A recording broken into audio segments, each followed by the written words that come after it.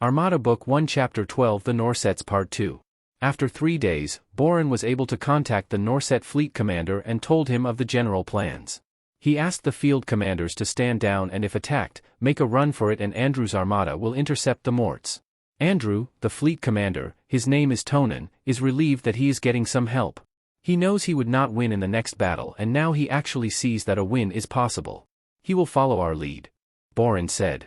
Ellie told me your scientists are top rate. They have improved the remote cloaking devices Ellie created a while back and stepped up production using your large booths. Andrew said. You mean formulators? Boren said. Yeah, and they just created almost 1 million tag pens in 2 days. But they seem to be having a problem with the traps. Andrew said. Boren noted, the traps are a new technology and it was deployed in the field because we had no choice. I went around and monitored the training of the new taggers. We will pretty much double our capacity by the time we reach the target areas to more than 400,000 taggers. Andrew said. That is a lot. That means we can finish tagging in half the time. Boren said. Maybe a third less but not half. Let's hope nothing gets screwed up. One mistake and the ships will have to uncloak and we would have to fight toe-to-toe, and this will mean we have to destroy their ships. Andrew explained. Olive announced, we will be arriving right in the middle of the 15 planets in several star systems, 30 MLY from the first 2 target planets in 10 minutes. I want to deploy all the taggers now before we arrive at the target location. Deploy the taggers to the ships and to the ground as planned. Janan, what are the videos saying? Andrew asked. Yes, Andrew, all the taggers to the ground and to the ships have started to deploy. Full deployment in 30 minutes. Olive said. Janan noted, this is not good. They seem to see us but they are not sure. They captured a Norset ship with an old scanner and they could not make it work, so they seem to have created a scanner of their own but shows us as a blur rather than a clear shape of a ship. So they are not sure. If we go any nearer they could really scan us. Olive announced, we have started to deploy the taggers. Can they scan the taggers? Andrew asked. They can't. Janan answered. Good, Olive, tell the ships to deploy all the taggers now please. And as soon as they are deployed make a pass from this solar system and go to the next. Let's pretend we are a blur going out of their way. There is a large gas planet 2 MLY from here. We can hide there and they cannot scan us. Olive said. That could work. Janan said. Tell the ships to go and hide in that planet. Andrew said. Roger comes on board, the scout ships have gone towards the backup ships. Olive, tell the scout ships to stay away, far away when they tag. Tell them about the scanners that can show us like a blur. Tell them to put a distance between them and hide behind a planet just in case. Andrew said. After a few days, Boren and Tonen appeared in the bridge. Then Gantley, Ellie and Janan. Then Eric and Gadden in quick succession. Tonen, this is the GX1 team led by Andrew. Janan introduced them all one by one. Tonen appears happy and glad to meet them. I am delighted to meet all of you. Boren told us of your exploits and we are honored. We seem to have a small problem. There are thousands of garrisons on the planets. Have you thought of a way to deal with them? Andrew asked. We do not have the ability to engage the Morts in a firefight on the ground. They are faster than us and they use stronger laser armaments. We have tried to free a garrison but all our rescuers were killed. Tonen said. Whose ships are faster? Roger asked. Our ships are faster by a fifth. Boren answered. Maybe we can separate their main fleet. The backup may not follow. If they follow the better for us. Ellie said. What do you mean? Tonen asked. Well, if they follow you and chase you say for a day or two, those 2 days will give us extra time to deal with the ground forces. Andrew said. They will give chase and the backup will follow, but they will not follow too far away. Maybe 2 days out and 2 days back. Maybe a maximum of 4 days. The backup ships will probably stay way behind. Boren said. Andrew noted, 8 days with the ground forces may be all we need. We will be finished with the ships in 3 days. We can start the ruse by then. Olive, have you scanned for a planet we can dump the Morts in? Olive showed a hollow of a planet. This is a planet 20 MLY from here but further into the Norset galaxy which is habitable for the Morts. Program that planet into our strategy. Andrew said. You intend to capture and imprison them in a planet? Tonen asked. Yes, so we can bargain and exchange their lives for a peace treaty. We did have a peace treaty and they attacked us. They will simply not agree. Tonen said. Andrew countered, not if they do not have ships to attack you with. We will ban them from even traveling outside their galaxies unless their missions are peaceful in nature. You would have to get all their ships. They have 1,400 more ships in their galaxy. Tonen said. Andrew explained, good, more ships for us. Look Tonin, they have good ships that we can use for whatever reason. We learned this after we blew up more than 100 in a few minutes. In the next 3 days, Andrew's ships beamed off all the cannons onto the planets where the Norsets, Max and Inkies installed them. After 5 days all the Morts in the main Armada and the backup Armada have been tagged. Tonin appeared in Andrew's bridge and, we are ready to commence with the ruse. Andrew nodded, yes, fire a volley to their ships to get their attention. Well, just follow the plan. Tonin's ships appeared in attack formation and fired several volleys at the Mort Armada. Tonin flew around a bit and started leaving when the Morts started firing. The chase was on. They saw the backup ships moving to intercept the Norset Armada. In the meantime, the taggers deployed on the ground continued to work on their main mission, which was to tag the Morts. The taggers earlier deployed to the ships were now deployed together with the taggers on the ground. Tonin got lucky as the Morts kept chasing them until the end of the second day. On the third day, the Morts withdrew back to their original positions and the backup did likewise. They got back in orbit at the planets on the fourth day. By that time the taggers have almost finished with their job on all the 15 planets. Janan appeared on Andrew's bridge. The Morts consider the ruse a victory and are planning celebrations. This is bad. Why? Andrew asked. Janan noted, because they would start eating the Norsets below. See the transport ships leaving the Armada, those are to get the Norsets. That's not good. How many hours do we have? Andrew said. Maybe 10 hours maximum. Janan said. That's good enough. Olive, tell the team we may have to execute in 9 hours. Andrew said. Roger beamed in, I am sending out the taggers who have come back to help those in the field. Ellie came on board. The portable cloaks are ready to be deployed. We were able to finish 229. Cloak the largest ships first. Get Norsets to pilot them and bring them as hop ships all the way to the last planet Jen Cook laid out. Olive, tell the scout ships to go to the target holding planet and deploy some of Ellie's probes so we can see them. Andrew said. Tonin and Borin beamed into Andrew's bridge. Eric appeared as a hologram and said, we are prepping for ground security at the garrisons. There are just too many garrisons. We don't have enough men to deploy to each one of them. I have people ready and able to complement your men, Eric. Tonin said. That's good, I can double the deployment capacity.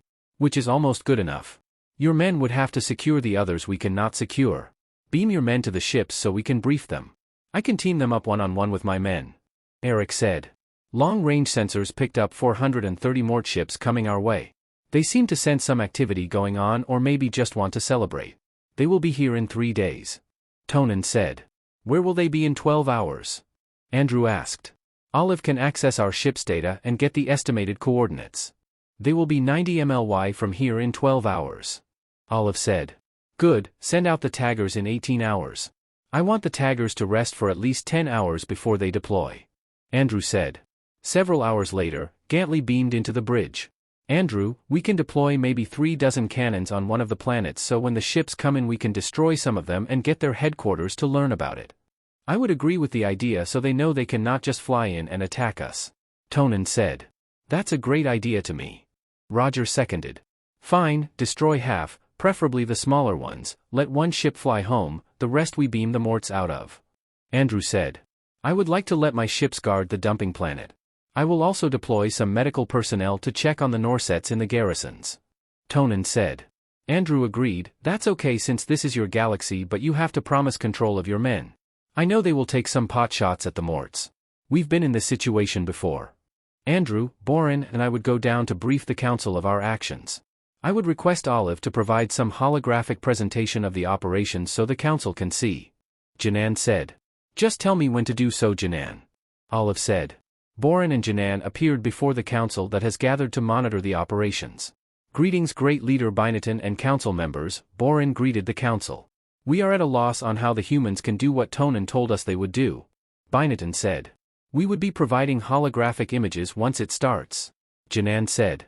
Borin explained, in a few hours the Armada would start engaging the monsters. A few hours after that all the Morts would be removed from our planets and imprisoned in a planet. Are you sure these people can do what you said they could do? In a few hours? Binaton asked. Don't worry, great leader, they are well experienced in these kind of situations. Borin said. They request us to provide immediate assistance to our people. Are the medical teams ready as requested? Janan asked. Binaton answered, yes, they are all in the transport ships. There are 260 transport ships ready to deploy as soon as it's safe for them to do so. They are all tagged according to Tonen. Once they are in position, the Armada ships would beam them straight to the ground into the designated garrisons together with their equipment. Boren said. In a few hours, as the last tagger came on board, they executed the beam-out operations. They started with the ships, then the ground forces. The Norsets could not believe how they moved millions of Morts onto one planet in a few hours. Then, as expected, the Norsets took potshots at the Morts, killing thousands. They could not contain their anger and joy. Andrew just let it go. Eric deployed the security teams and Gantley deployed the cannons on the farthest planet that they liberated. As expected, there were straggler Morts who were not tagged, and they engaged the security teams in several firefights in almost all the previously occupied planets. But their lasers are no match to the plasma guns the security teams used on them. They could not even hide behind walls because the guns simply ripped through them at very high speed.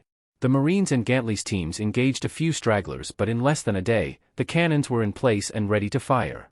Roger deployed Marines on the ships where Olive sensed the presence of stragglers and shot it out with them. The next day, all the cleanup operations were started. The Norset transport ships, which started to move once the Mort ships were done with, arrived near the area of operations in a day. The Armada ships started to beam them to their ground assignments. There were more than 2,000 personnel per ship, and it took the ships an hour to beam them all down together with their equipment, provisions, and formulators. The taggers have deployed to the ships coming our way. They will tag the farthest ships first based on a plan I devised with Olive, so the cannons below knows which ships to fire at and which ships they should not fire at. The taggers will be beamed back before they even reach firing range. Roger said. Good thinking. Andrew said. Ellie beamed in front of Andrew. Sir, I have also deployed all the Norsets to take over all the Mort ships. All the cloaks have been deployed, and I will send 60 of the largest ships to complete the hop lines to this galaxy. The Macs are busy converting the ships as we speak. I also sent 5 ships as security for the hop lines. Well done, Ellie. How long until they connect to the last TP line? Andrew asked. The ships are slow, maybe in 3 months if we let them on their own power. Ellie said. Wow, I feel we made a mistake using them as hop ships. Andrew said. Not really, sir, we would tow them in place. Once they are in place, then we're good to go. How many ships do you need to tow the 60 hop ships? 10 would do. We only need 30 or so ships to complete the line. Why don't we deploy our own ships to complete the line? This way the line will be complete in 4 days. Let them tow the Mort ships with them so they are also in place already, and have the Macs continue to work on the ships. Andrew said. That would work, but we would still have to get the Morts ships into the hop lines to release our ships later on. Ellie said. 10 more of our ships can tow 60 of the Mort ships into positions near the target 30 hop positions, and once they are made operational by the Macs, we can leave the area and regroup back here. At least the hops are already near where we want them to be. Eric said. Yes, that's true. Now you can deploy the needed ships immediately. This way the line will be complete in 4 days. Andrew said. The next day, 412 Mort ships arrived in the solar system. Tonen was waiting, appearing to engage them. Then he moved back at the other side of the planet with cannons deployed earlier. The Mort ships followed, and in less than 10 minutes half of their ships were destroyed by ground fire. Their shields were no match for the plasma cannons. Some of the ships tried to run towards the direction of the Norsets, and they were destroyed by Tonen's fire. One ship was let go to head back to their home world to tell of the ambush. Most of the remaining ships stayed stationary because all of the crew were beamed out to the prison planet. Any moving ship was targeted by the ground cannons and quickly destroyed. After a while, Roger sent people to the ships which Olive show signs of Mort life for cleanup. When the last ship was destroyed, the Armada came out of the gas planet and went to the engagement areas. They started cleanup operations to clean the area of any debris resulting from the destroyed ships. Boren beamed to Andrew's bridge. Andrew, I want to thank you and your Armada on behalf of my people. You have done an unbelievable job, even to Norsets. They absolutely doubted you at first, but now they understand why you do the things you do. All of the Norset galaxies are now up in celebration. Now I see you're cleaning up the mess of the firefight, and this is something unheard of. Andrew noted, my mother always told me to clean up my mess. Looking at Janan, he realized Norsets do not have mothers. Janan then beamed beside Boren. The Norset High Council will be in the planet below in 2 hours, and they would like to meet you and your team so they can personally thank all of you. Are you serving food or some refreshments? Andrew asked. Yes, we will, but it may not be what you are used to, Janan said. Olive, tell the team, all the ship commanders, including Gantley and his commanders, all the Mac team leaders, that we will be meeting with the Norset High Council in 2 hours. Andrew said. Yes, Andrew, and for your info, I have access, in fact all our ships have access, to their data systems, so I know what's up with the Norsets. It's just that their information database is so large it would be useless for me to download any of their information. Andrew's team dressed up to the occasion in more formal wear. The Inky uniforms were the most colorful. The Macs were wearing suits as the Earth scientists were wearing suits. They were instructed to beam down to a very large hall with high columns on both sides. Once there they saw the Norsets coming in from behind the columns and just stood there. Then came a group of elder-looking Norsets from a door in front of Andrew. They positioned themselves in front of the teams in an elevated floor similar to a low stage. All the Norsets are still quiet while all of Andrew's teams are all slightly noisy. Then as if on signal the Norsets kneeled in front of them, and on another signal, they bowed low so that their heads touched the ground in front of Andrew's teams. They noticed all the Norsets around them followed the council actions. Andrew's team suddenly became quiet. After a few seconds, the council stood upright and all the Norsets followed.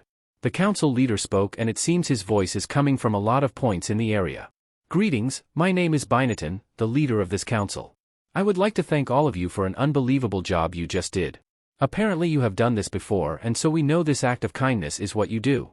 Thank you for the kindness you gave to us. We will forever return this kindness. You also showed us compassion for the enemy which we have lost and doubt it will come back to us in 1,000 years. You also showed understanding when our people shot at the enemy in the prison planet. And you showed great political wisdom by letting us destroy the ships and letting the enemy know. Now we have the technology to defend all our planets. And you generously gave these to us because you realize we needed them, not because we asked for them. In a few days, clones would be coming in through the transport lines you created from a backup planet 6 BLY away. Clones needed by our brethren through a technology that you freely deployed for our benefit. And what is amazing is that you are composed of 3 races who simply banded together to do what you do, which I heard you do with great efficiency. And I heard the Norsets have enjoyed and felt honored working with the 3 races. That is the way to go henceforth. You can always depend on the Norsets, and this I guarantee. Then the Norsets clapped their hands and moved to shake the hands of all of Andrew's teams. Borin ran in front to introduce Andrew to Binaton. Honorable leader, this is Andrew, the leader of the Armada. Binaton approached Andrew and shook his hands. Borin also introduced the rest of GX1, then Gantley and his commanders, then the Mac team leaders. Borin, you have done extremely well. I am very proud of you. Where is Janan? Binaton asked. Andrew commented, your Norset people are very brave. We are happy we came just in time before Tonin engaged the Morts in a firefight he could not win. Yes, we are a brave race, we are not afraid to die, especially in battle. What we fear most is the extinction of our species. Binaton answered. Your people are also extremely smart. Probably the smartest species we have encountered. Ellie said. Binaton countered, not as smart as you obviously. You do something easily that we could never do. And you have more advanced technology to do it with. These differences start the road to a lively cooperation between friends. Borin said. Well said, Borin. Binaton said. You do know that the Morts will be sending an armada to take back what they lost. Andrew said. Binaton countered, yes, probably in a few months. They will need time to access their capabilities, and their home world is almost 3 BLY away. Their ships travel at less than 1/10 of your speed, so they could be here in a few months. By then we would be prepared to destroy all of them. We can teach you how to do the tagging so you can save their ships for your or our use. Andrew said. You gave us your TP, so we have no use for ships to travel between galaxies and between planets. We do not need their ships. Understand this, our people are very angry and they are crying out for blood. Binaton said. But if we save the Morts, we can use them as a bargaining chip when we demand for a one-sided peace treaty. Andrew said. You must remove all their ships to impose a one-sided peace treaty. Binaton said. Andrew noted, that's the plan. Look, we already have more than half of all their ships. We can take their ships if they come, probably with 600 or so ships. Then you can go to their galaxy and destroy what's left. That way the effect would be stronger. Who will enforce the one-way treaty? Binaton asked. The victors, you of course. We will leave you to do your thing. Andrew said. I trust your decisions, Andrew. We doubted you and we were wrong. It took Borin a lot to convince us. We will follow your lead. Thanks. Borin explained, what will we do with all the ships? We were able to sequester 935 ships. Ellie used 60 of them for the hops. The Norsets do not want to use the Mort ships. If you have no use for them, I will deploy more than 500 of them as hop ships and maybe give some to our human and Mac planets. I am sure the Inkies have no use for them. Andrew said. Good luck with the ships. Make sure you make plans for the coming ships as well. Binatton said. We can deploy them as hop ships to our friends in another galaxy 2.5 BLY away. Boren said. A two-way line through 2.5 BLY needs 80 ships. We still have around 300 for the hop lines. We can put redundancies in our hop network in our sphere. Ellie explained. We'll find use for them. Andrew added. Don't you have any beer or even ice cream?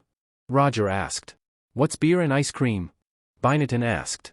Andrew explained, ice cream moves galaxies together. Beer moves armies or stops them. Those are powerful stuff. Binatton said. They are. Boren added. Olive, can you beam beer, wine, ice cream and some food down here please? Andrew said. In a minute Andrew saw a table full of beer, ice cream, wine and food. Then another table appeared, then another. Andrew reached out and got ice cream in a bowl for Binatton. He gave it to Binatton and got some for himself. Roger and Gadden got some beer, Gantley and Eric got some wine. Ellie and Boren got some ice cream. Binatton observed how Andrew ate the ice cream and started to have some himself. His eyes lighted up and, this stuff is amazing. No wonder you said it moves galaxies together. Now I can understand why. And we have thousands of ice cream flavors. Ellie added. Olive continued to beam down different ice cream flavors and more food and beer. In less than an hour a lot of the Max and Inkies were drunk. The Norsets apparently have a high tolerance for alcohol and remained sober. The Norset liked the taste of beer and wine but not enough to affect them. Olive, can you beam down the stronger liquors for the Norsets? Beer is not enough to get them drunk. Roger said. Gadden gave the Norsets brandy, vodka and whiskey. This changed their faces. Now they are enjoying their drinks.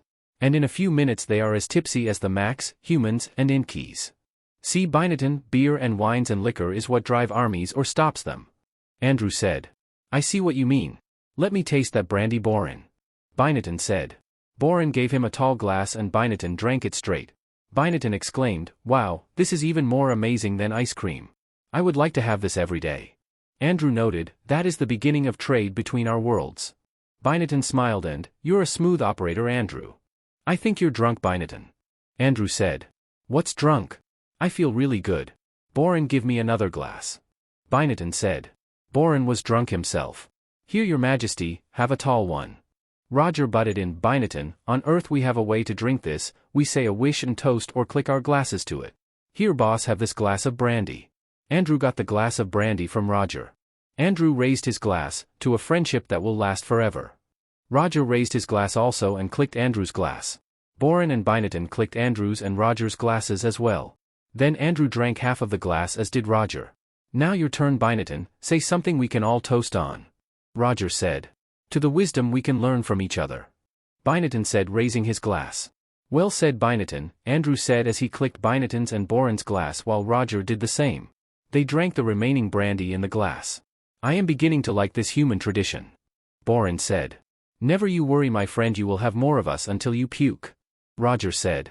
Boren laughed and poured more brandy on their glasses. Gadden saw them toasting and quickly got into it. Here's to the 4 races, may we all live as friends forever and make the galaxies peaceful. That's saying a lot, Gadden, but I will toast to that. Andrew said and raised his glass as did everyone else. To the kindness we got from the 3 races of aliens we have never met before. Boren said, raising his glass. I drink to that. Binatton said as he clicked Andrew's glass. This time their glasses ended up empty. So Roger poured each another stiff one. Another toast and the group were really drunk. This time most of the Norsets were slowly getting really drunk. Andrew quietly left the area, making sure his departure no one minded his leaving. He went back to his ship and sat on his chair at the bridge. Olive, I think we are contributing to the lowering of Norset smartness. Tomorrow when they wake up, they will still be smart. Yes, but now less wiser. Time converts knowledge into wisdom. Olive, are you getting wiser? No, I am becoming like you. Ellie once told me I should know you by that time. So I started knowing you by trying to think like you. Good for you, Olive. Your wife is on planet Earth, it's her dad's birthday and they are going to eat out. Thank you, Olive, I was just thinking about her. I know, Andrew, I am getting good at this. Andrew bowed his head on the right and slept. Olive dimmed the lights in the bridge.